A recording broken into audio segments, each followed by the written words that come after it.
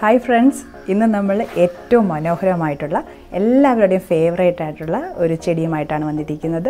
നമ്മുടെ റോസാ ചെടികളാണ്. റോസാ ചെടികൾക്ക് കൊടുക്കേണ്ട കെയറിംഗ് ടിപ്സാണ് ഇന്നത്തെ വീഡിയോയിൽ നമ്മൾ ഷെയർ ചെയ്യുന്നത്.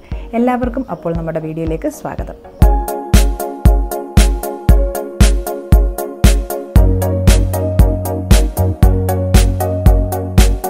ആദ്യമായിട്ട് ഒരു റോസാ ചെടി നട്ട് തന്നെ നമ്മുടെ വീഡിയോ സ്റ്റാർട്ട് ചെയ്യാം.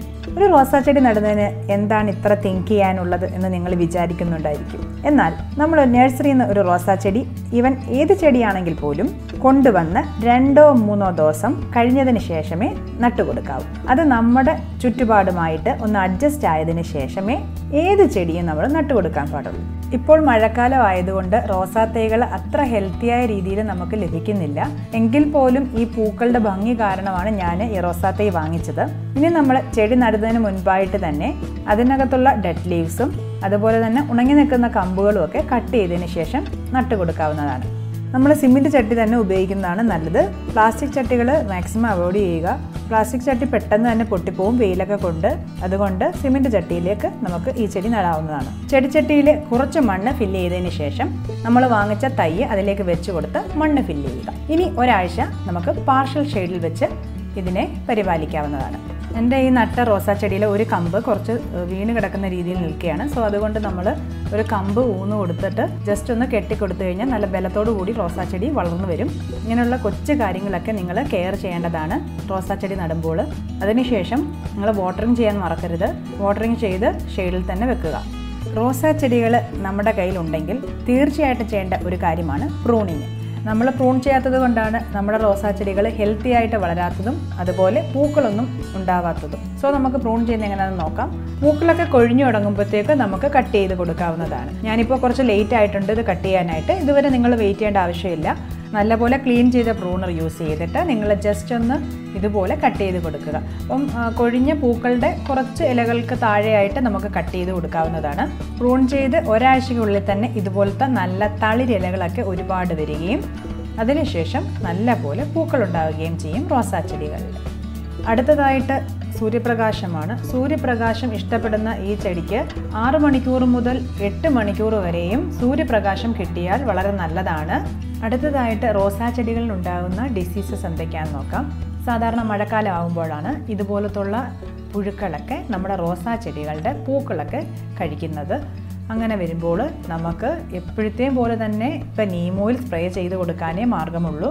പിന്നെ കണ്ടുവരുന്നത് ഇലകളിലുള്ള ഇതുപോലത്തെ കളർ ചേഞ്ചാണ്.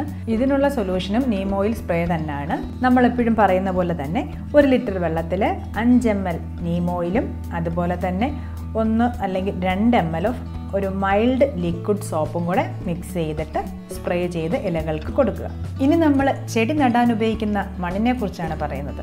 മണ്ണ് എടുക്കുന്ന സമയത്ത് ചകിരിച്ചോറും മണലും ഒരേ ക്വാണ്ടിറ്റിയിൽ തന്നെ എടുക്കുക. ഇത് 3ഉം കൂടെ മിക്സ് ചെയ്യുമ്പോൾ പറ്റുമെങ്കിൽ വളവും കൂടെ ആഡ് ചെയ്ത് കൊടുക്കുക. അതിനുവേണ്ടി ചാണകപ്പൊടിയും 1 പിടി എല്ലുപൊടിയും ഉപയോഗിക്കാവുന്നതാണ്. ഇനി റോസാ ചെടികൾക്ക് എന്നും വെള്ളം ഒഴിച്ചു കൊടുക്കുന്നത് നല്ലതാണോ എന്ന് ഡൗട്ടുള്ളവരുണ്ട്. അങ്ങനെ എന്നും വെള്ളമൊന്നും നമ്മുടെ റോസാ ചെടികൾക്ക് വേണ്ട. എപ്പോഴാണോ നിങ്ങൾക്ക് നിങ്ങളുടെ ചെടിയുടെ മണ്ണ് ഡ്രൈ ആയെന്ന് തോന്നുന്നത് അപ്പോൾ മാത്രം വെള്ളം ഒഴിച്ചു കൊടുത്താൽ മതി. ഇനി നമ്മുടെ റോസാ ചെടികൾക്ക് കൊടുക്കേണ്ട ഫെർട്ടിലൈസേഴ്സിനെ കുറിച്ചാണ് പറയുന്നത്. എപ്പോഴും ഓർഗാനിക് ഫെർട്ടിലൈസേഴ്സാണ് നമ്മുടെ റോസാ ചെടികൾക്ക് നല്ലത്. അതിനുവേണ്ടി ആദ്യമായിട്ട് നമ്മൾ ചെടിച്ചട്ടിയുടെ സൈഡിൽ നിന്ന് ഇതുപോലെ മണ്ണ് മാറ്റി കൊടുക്കുക. ഇനി നമ്മൾ ബനാന പീൽസ് ആണ് ഇവിടെ യൂസ് ചെയ്യുന്നത്. നമ്മൾ ബനാന പീൽസ് ചെറുതായിട്ട് കട്ട് ചെയ്തിട്ട് അത് ഈ കുഴിയിലേക്ക് ഇട്ട് കൊടുത്ത് മണ്ണ് വെച്ച് ഫില്ല് ചെയ്യുക. നിങ്ങൾക്കറിയാമായിരിക്കും ഒരു പ്ലാന്റിന് വേണ്ടുന്ന ന്യൂട്രിയൻസ് ഈ ബനാന പീൽസിലുണ്ട്.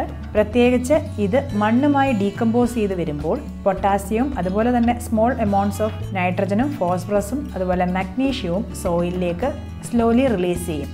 അത് നല്ലൊരു ഫെർട്ടിലൈസറാണ് നമ്മുടെ ചെടികൾക്ക്. ഈ ഫെർട്ടിലൈസർ മാത്രമല്ല, മുട്ടയുടെ തോട് ഇതുപോലെ പൊടിച്ചിടുന്നതും നല്ലതാണ്. പിന്നെ മഴക്കാലത്ത് നമ്മൾ ഇങ്ങനെയുള്ള ഓർഗാനിക് ഫെർട്ടിലൈസേഴ്സ് ഒന്നും റോസാ ചെടികൾക്ക് കൊടുക്കാതിരിക്കുക. പറ്റുമെങ്കിൽ എല്ലാ റോസാ ചെടികളും നിങ്ങൾ പാർഷ്യൽ ഷെയ്ഡിലേക്ക് മാറ്റി വെക്കുക.